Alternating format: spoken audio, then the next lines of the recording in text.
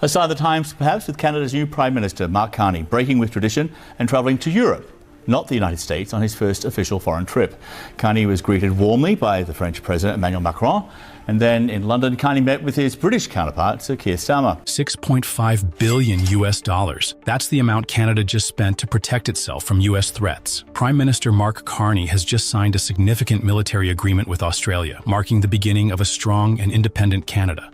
Prime Minister Mark Carney, after completing his European tour with important agreements in France and the UK, has returned to Canada and made bold political decisions. But it's not just about meeting with traditional allies. Carney has also announced a new strategy to protect Canada's sovereignty independently without relying on support from the US.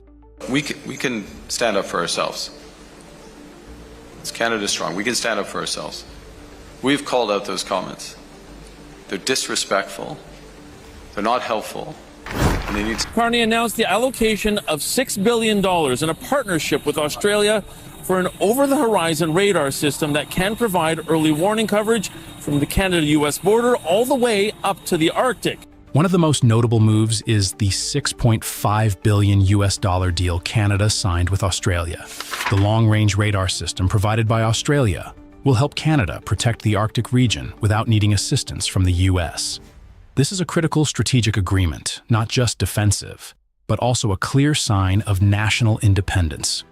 This event is not just a military transaction. It's a strong political statement, affirming that Canada can stand on its own in key issues without depending on major powers. For years, the Arctic has been a strategic area that the US has valued highly. But now, Canada is strengthening its position there without the need for help from the Trump administration.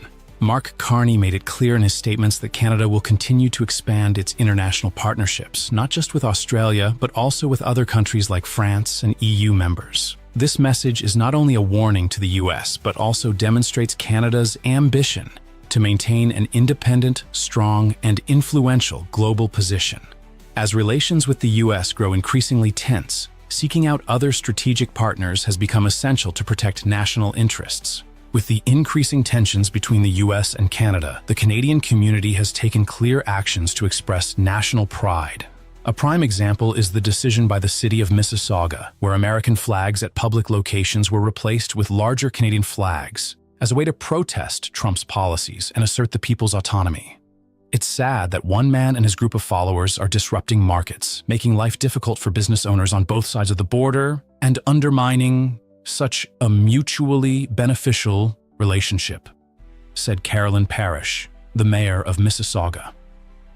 This is not just a symbolic gesture, but a strong reaction expressing dissatisfaction with the threats from the US, while reaffirming that the Canadian people are proud of their country and ready to defend their right to self-determination.